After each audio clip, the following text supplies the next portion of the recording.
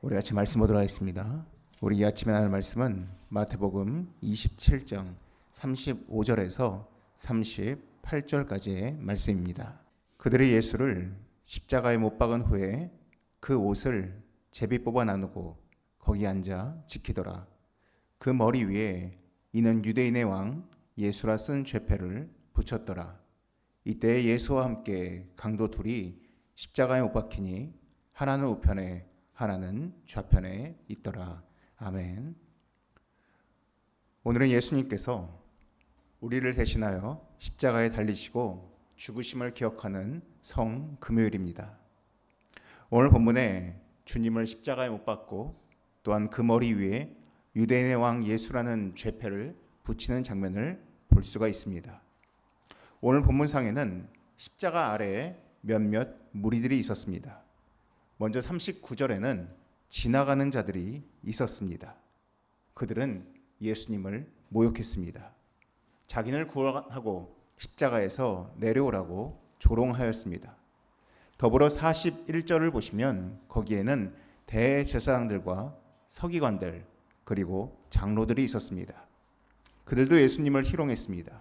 십자가에 내려오면 우리가 믿겠다라고 이야기하였습니다. 그리고 십자가 곁에는 또 다른 십자가에 달린 두 명의 강도가 있었습니다. 그 당시 로마는 노예나 혹은 반역자에게 십자가형을 처분하였습니다. 일반적인 강도들에게는 십자가형을 처분하지 않았습니다. 그래서 지금 이 강도들은 단순 잡범에 불과한 자들이 아니라 로마의 재물을 훔친 강도, 더 정확히 말하면 그 당시 독립을 꾀하던 유대인 급진파 단체인 열심당원으로 많은 이들이 이해하고 있습니다. 그들은 이스라엘의 독립을 위해서 로마의 것을 훔치다가 잡힌 강도들이었습니다. 그들 또한 44절에서 어떠한 말을 했는지 언급되고 있습니다. 함께 십자가에 못 박힌 강도들도 이와 같이 욕하더라라고 되어 있습니다. 여기에 보시면 분명히 복수형으로 되어 있습니다. 두 명의 강도들 모두 예수님을 욕하였습니다. 지나가던 자들, 대제사장, 서기관, 장로 그리고 두 명의 강도까지 모두가 예수님을 모욕하고 조롱하고 욕하고 희롱하였습니다. 그런데 이들 가운데 태도가 바뀐 한 사람이 있습니다. 두 명의 강도 가운데 한 사람은 욕을 멈추고 주님께 도움을 구하는 장면을 우리는 알고 있습니다. 그 내용은 누가복음 23장에 언급되고 있습니다. 같이 보시겠습니다. 신약성경 138페이지입니다. 누가복음 23장 39절부터 43절의 말씀에 나와 있습니다. 보시면 39절에 달린 행악자 중 하나는 계속해서 예수님을 비방합니다. 너와 우리를 구원하라라고 욕하고 있습니다. 근데 누가복음 23장 40절을 보시면은 거기에 한 강도가 계속 욕하고 있는 다른 강도를 꾸짖는 장면을 볼 수가 있습니다. 그리고 42절에서 예수님을 향해서 이렇게 간청합니다. 나를 기억하소서. 그러자 주께서 43절에 이 강도를 향해서 말씀하십니다. 내가 진실로 내게 이르노니 오늘 내가 나와 함께 낙원에 있으리라. 이런 예수님께서 십자가에 달리심은 구원 사역의 완성이라고 이야기합니다. 우리 또한 십자가에 달리신 주로 인해서 구원을 얻게 되었습니다. 근데 실시간으로 예수님께서 십자가에서 달리시고 죽으시던 그 현장에서 실시간으로 구원받은 한 사람이 있습니다. 바로 이 강도였습니다. 이 강도는 그 자리에서 구원을 약속받았습니다. 많은 믿는 자들이 이 강도를 부러워합니다. 평생 동안 마음대로 살다가 딱 죽기 직전에 예수님을 고백하고 구원받은 이 모습을 가지고 어떤 이들은 부러워하기도 하고 어떤 이들은 이렇게 구원을 쉽게 얻는 거냐라고 말하기도 합니다. 그래서 우리는 종종 이 구원을 굉장히 가볍게 여깁니다. 그냥 거저 받았다라고 이야기합니다. 사실 우리가 받은 구원도 하나님께 거저 받은 것이나 마찬가지인데 이 강도의 구원은 우리가 받은 구원보다도 훨씬 더 가볍게, 훨씬 더 쉽게 여겨지는 것이 사실입니다. 과연 그럴까요? 그 전에 우리는 한 가지 이런 의구심을 품을 수가 있습니다. 왜 이 강도는 분명히 처음에는 예수님을 욕하였는데 왜 이렇게 다른 모습을 보이고 있을까요? 도대체 처음 예수님을 욕하던 그 강도에게 어떤 일이 있었길래 이 예수님을 향해서 이런 고백을 하고 있을까요? 43절에 나오는 예수님께서 내가 진실로 내게 이르노니 오늘 내가 나와 함께 낙원에 있으리라라는 이 말씀은 우리가 소위 가상칠언의 두 번째 말씀이라는 표현을 합니다. 가상칠언이 무엇이냐? 예수님께서 십자가상에서 하신 말씀을 가상칠언이라고 합니다. 총 7개의 말씀을 하셨습니다. 근데 그것을 시간상으로 배열할 때 두 번째 말씀이 바로 이 강도를 향한 말씀입니다. 그러면 과연 이 강도가 예수님 곁에 달려 있으면서 주님이 하신 말씀, 첫 번째 말씀을 들은 것은 무엇일까요? 바로 23장 34절에 나오고 있습니다. 이에 예수께서 이르시되 아버지 저들을 사하여 주옵소서 자기들이 하시는 것을 알지 못함이니이다라는 이 말씀입니다. 이 말씀이 이 강도가 예수님을 욕하고 후에 예수님 앞에서 구원을 요청하는 그 사이 시간에 유일하게 예수님께서 하신 말씀이었습니다. 자기에게 모욕을 주고 자기를 희롱하고 자기를 조롱하던 그 모든 사람들을 향해서 아버지 저들을 사하여 주옵소서 자기들이 하는 것을 알지 못함이니라는 이러한 용서와 사죄의 말씀이 바로 강도가 들었던 말씀이었습니다. 그래서 일반적으로 유추하기에 아마도 이 강도는 그 십자가에 달리신 예수님께서 이렇게 말씀하시는 이러한 모습을 보고서는 그 마음속에 이분은 보통 분이 아니구나. 이분은 정말로 구원자구나라는 생각을 했을 수 있겠다라고 많이 이야기합니다. 다시 돌아와서 우리는 이 강도의 구원을 굉장히 쉽게 얻었다라고 이야기를 합니다. 그럼 과연 정말 그럴까요? 사실 이 강도가 구원을 얻는 과정을 보면은 구원의 3대 필수의 요소를 다 갖추고 있습니다. 이 3대 필수의 요소는 여러분들도 가지고 있던 것들입니다. 근데 이 강도는 이 자리에서 구원의 3대 필수의 것들을 동시에 보여주고 있습니다. 첫 번째가 무엇이냐? 41절에 주님께 간구하던 강도가 예수님을 여전히 조롱하는 강도에게 이렇게 말합니다.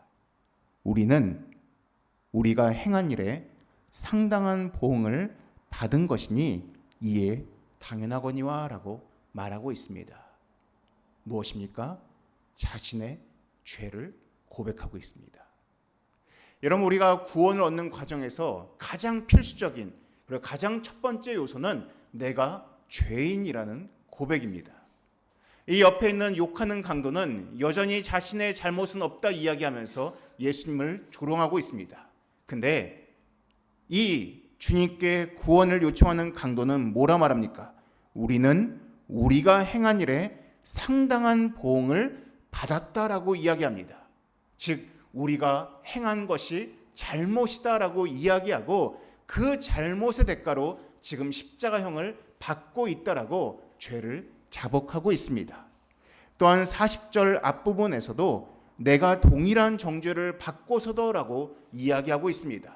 즉 이 강도는 자신의 잘못이 무엇인지 알고 있고 내가 겪는 고통이 내가 겪고 있는 이 벌이 마땅하다라고 말하고 있는 것입니다.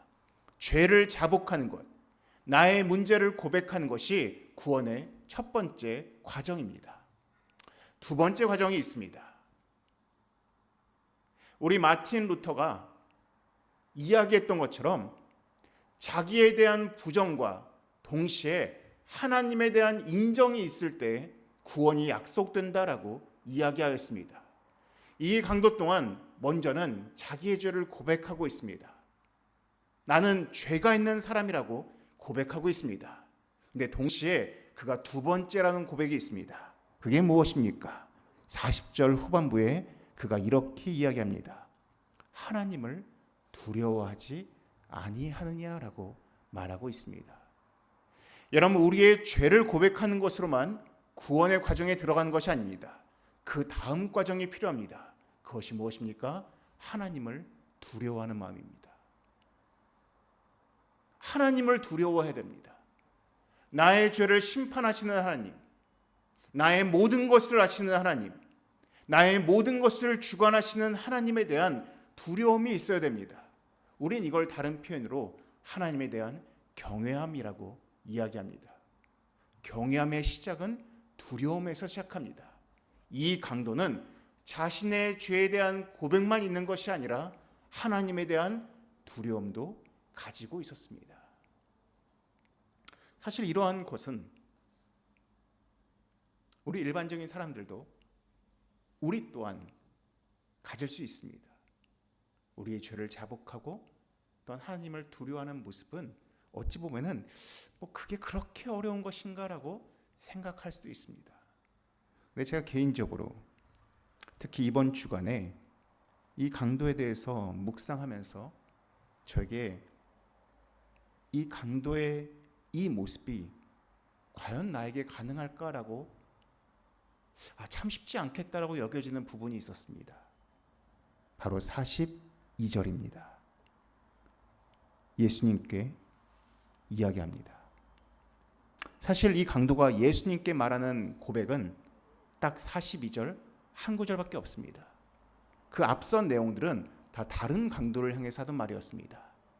예수님을 향해서 이렇게 이야기합니다. 예수여, 당신의 나라에 임하실 때 나를 기억하소서라고 이야기합니다. 사실 저는 이 본문을 굉장히 여러 번 읽었습니다. 아마 수십 번, 수백 번은 보았던 본문입니다. 사실 이것이 그렇게 무게감 있게 다가온 적이 없습니다. 근데 이번 주간에 저는 이 말씀을 묵상하면서 참 이 고백이 어렵다라는 생각을 갖게 되었습니다. 여러분, 혹시 여러분들 손가락 끝에 가시가 박힌 경험을 해보신 적이 있습니까? 아마 여러분들 다 해보신 적이 있을 것입니다. 그럼 가시 하나만 박혀도 온 신경이 거기에 쓰이기 마련입니다. 가시 하나가 주는 고통이 그렇게 크지 않음에도 불구하고 우리의 신경이 거기에 많이 쓰이게 됩니다. 그런데 여러분들 살면서 가시가 손가락에 박힌 경험보다 더 큰 고통들을 경험해 본 적이 있지 않으십니까?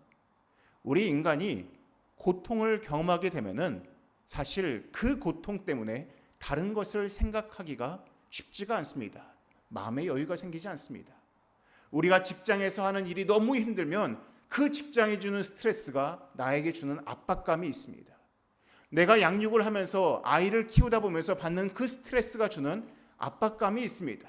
또한 관계에서 주는 스트레스가 주는 압박감이 있습니다. 우리가 현재 경험하는 고통이 나에게 극심하면 극심할수록 다른 것들을 돌아볼 여력이 없습니다. 근데 여러분, 현재에 대한 고통보다도 더 큰 두려움을 주는 고통이 있습니다. 바로 미래가 주는 고통입니다. 제가 1999년 12월 31일 날 제가 있던 곳은 군대였습니다. 근데 12월 31일 날 밤 11시 59분에 저는 제가 무엇을 했는지 정확히 기억하고 있습니다. 그 당시 내무실에 있던 모든 병사들이 다 깨가지고 뉴스를 보고 있었습니다.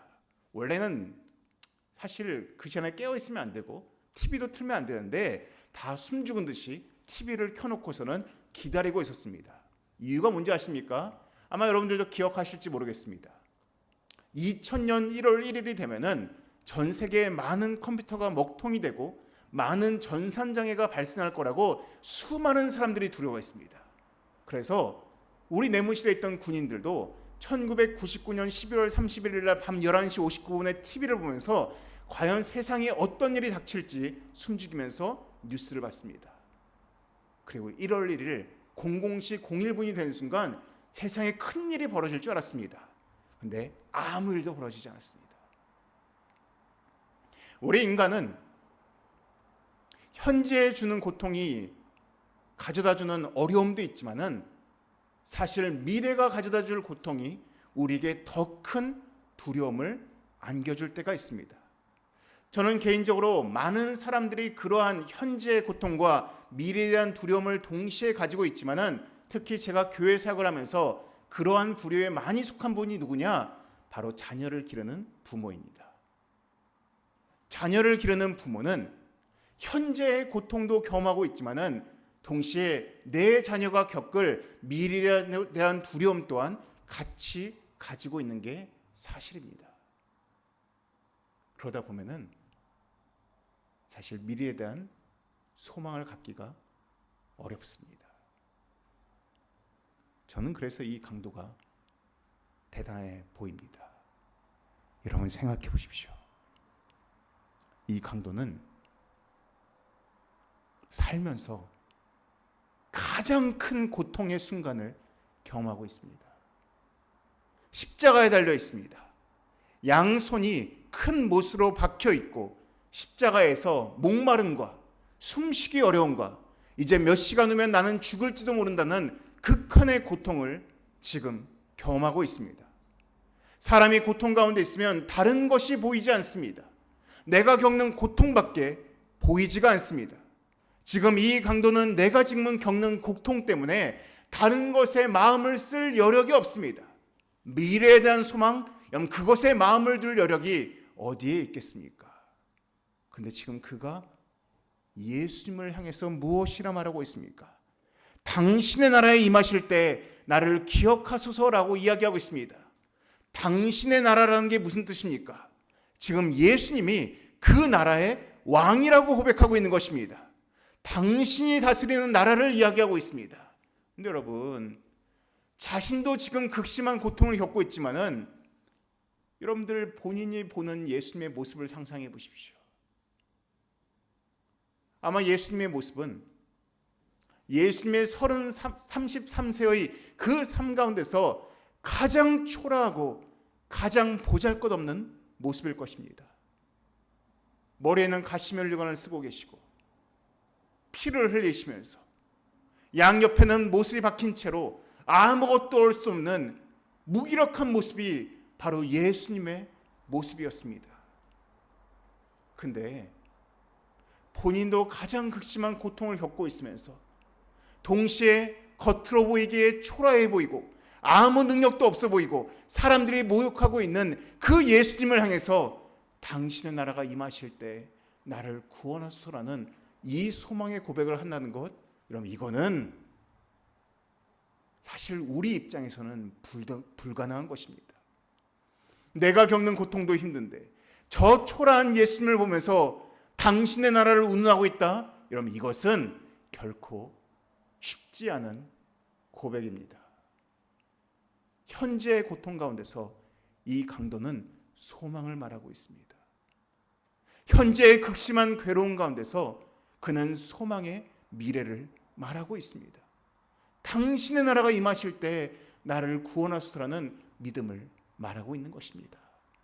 여러분들, 여러분 가운데 소망이 없습니까? 이유가 뭔지 아십니까? 믿음이 없기 때문입니다. 여러분 믿음이 없으십니까? 그러한 자에게는 소망이 없습니다. 그런데 이 강도는 소망과 믿음이 함께 가고 있습니다. 이 보잘것없고 이 능력 없어 보이고 이 고난 가운데 있는 예수님을 향한 믿음이 있기 때문에 그는 자신의 소망의 미래를 약속받기를 간구하고 있다라는 것입니다.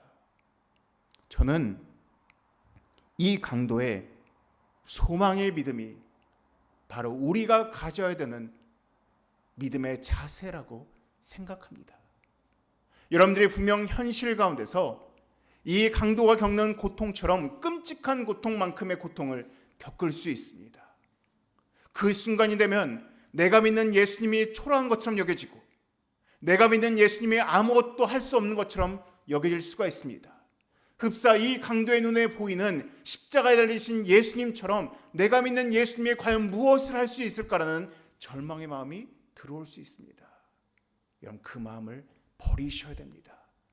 그리고 그 순간에 이 강도처럼 내 고통에 상관없이, 또한 내 눈에 보이는 예수님의 초라한 모습에 상관없이 그 소망의 미래에 대한 믿음을 가지고 주님, 당신의 나라에서 나를 구원하여 주시옵소서라는 이 고백이 우리 가운데 나갈 때 우리가 받을 수 있는 약속이 있습니다. 그것이 무엇입니까? 주님께서 하신 말씀, 오늘 내가 나와 함께 낙원에 있으리라는 이 고백을 우리 또한 받을 수 있다라는 것입니다. 사랑하는 성도 여러분, 여러분들은 어떻습니까? 여러분들이 겪는 그 고통이, 혹은 미래에 대한 암울함이, 혹시 여러분들이 믿는 그 예수님이 흡사 십자가에 달리신 예수님처럼 아무것도 할 수 없는 분이라는 그러한 불안한 마음이 들어오십니까? 여러분, 그 마음들을 다 떨쳐버리시고 이 강도처럼 눈에 보이는 예수님은 초라해 보인다 할지라도 이 예수님이 하실 수 있는 능력의 그 소망을 가지고 믿음으로 고백할 때 구원을 약속받을 수 있는 여러분 되시기를 주님의 이름으로 축원합니다. 기도하시겠습니다. 사랑이 많으신 하나님 아버지, 참으로 우리가 겪는 고통이 너무나 커 보이고 그로 말미암아 내가 믿는 예수님이 너무 초라해 보일 때 우리가 그 순간마다 이 강도를 떠올리면서 하나님, 소망의 믿음을 가지고 주님, 나를 구원하여 주시옵소서라고 고백할 수 있는 우리들, 또한 우리를 향해서 구원을 약속해 주시는 예수의 음성을 들을 수 있는 우리들이 되게 하여 주시옵소서. 이 모든 말씀 예수님의 이름으로 기도드립니다. 아멘.